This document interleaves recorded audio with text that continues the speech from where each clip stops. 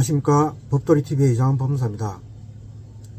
오늘은 저희 사무실로 찾아온 의뢰인에 대한 사연으로 한번 시작해 보겠습니다. 며칠 전에 그 사무실로 채무자의 부모님이 상담을 오셨습니다.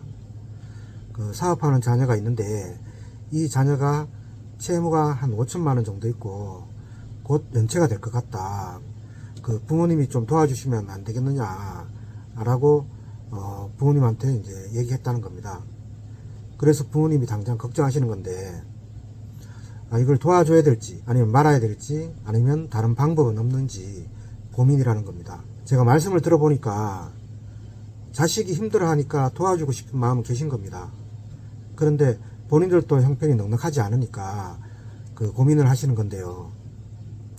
본인들께도 이제 노후 자금용으로 모아놓은 돈이 조금 있기는 한데 이거를 다 줘야 되는 건지, 그럼 이제 모든 게 해결되는 건지, 더 좋은 방안은 없는지 그 상담을 구하신 건데요. 그래서 저는 이제 이렇게 말씀드렸습니다.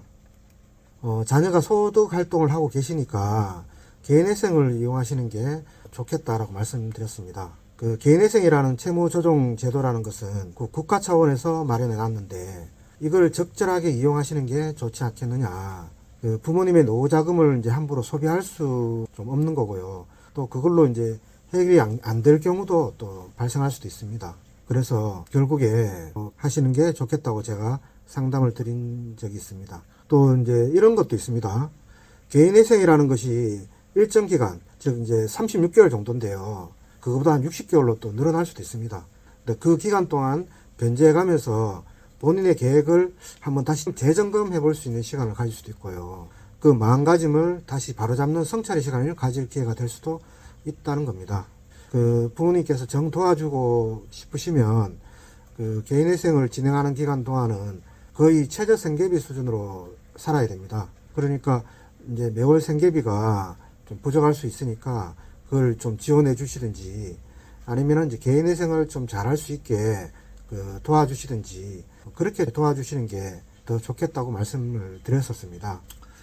이 경우처럼요, 채무가 많아지면서 이제 연체가 될 것 같고 혼자 힘으로 해결이 안 될 것 같으니까 주위 가족들에게 도움을 요청하는 경우가 많습니다. 그 일률적으로 도와줘야 된다, 말아야 된다 이렇게 말할 수는 없지만 그 채무가 이제 일시적이어서 해결 가능한 경우라면 모르겠지만 구조적으로 해결이 안 되는 상황이라면 그 개인회생이나 이런 채무 조정 제도를 이용해서 한번 끊어내야지, 이제 그렇지 않고 주위 가족들과 지인들에게 함께 채무에 이제 수렁텅이로 함께 몰아가는 식이 되면 안 된다는 거죠. 그래서 연체가 될 것 같고 그 본인의 힘으로 해결이 안 되는 상황이 되면 연체하시는 것도 한 방법이다 라고 말씀드리는 겁니다. 그 부모나 지인들에게 그 경제적 피해를 주는 상황을 만들지 말고 또 심지어 나중에 이제 얼굴도 보기 힘든 상황까지 되기도 합니다. 그래서 본인의 힘으로 해결이 안 되는 상황이면 이제 과감히 연체하시라 라고 말씀드리지만,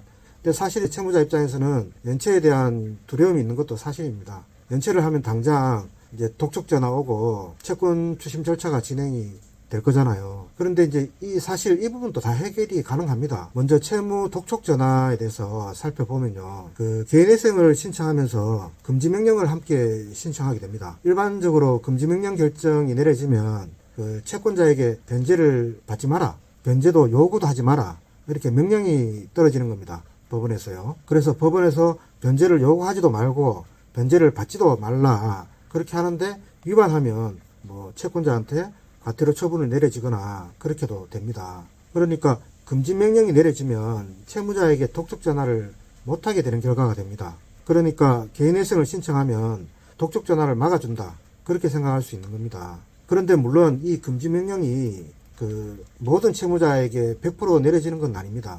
예를 들어서 이제 도박 채무가 많거나 채권 채무가 많거나 개인회생을 또 여러 번 신청했다가 또 치환하는 그런 행위를 반복하는 등으로 요런 몇 가지 유형에서는 안 내려지는 경우도 있습니다. 이런 경우에도 사실은 별로 걱정하실 게 별로 없는 게, 이제 채권자가 독촉 전화를 하는 이유에 대해서 한번 생각해 보시면 채권자는 전화를 통해서 이 채권을 관리를 하는 겁니다.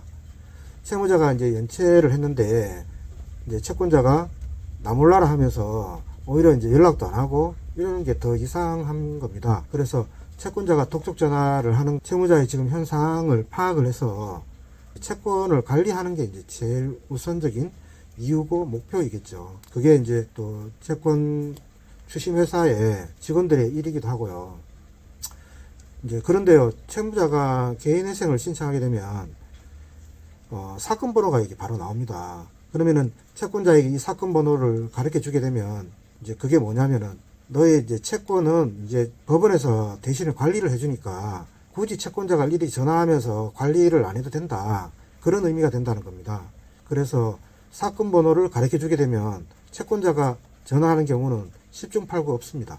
그래서 금지 명령이 안 내려진다 하더라도 개인회생을 신청하게 되면 이제 사건 번호가 나오게 되고 그걸 알려주게 되면 채권자가 통상 전화하지 않는다. 독촉 전화를 하지 않는다는 거죠.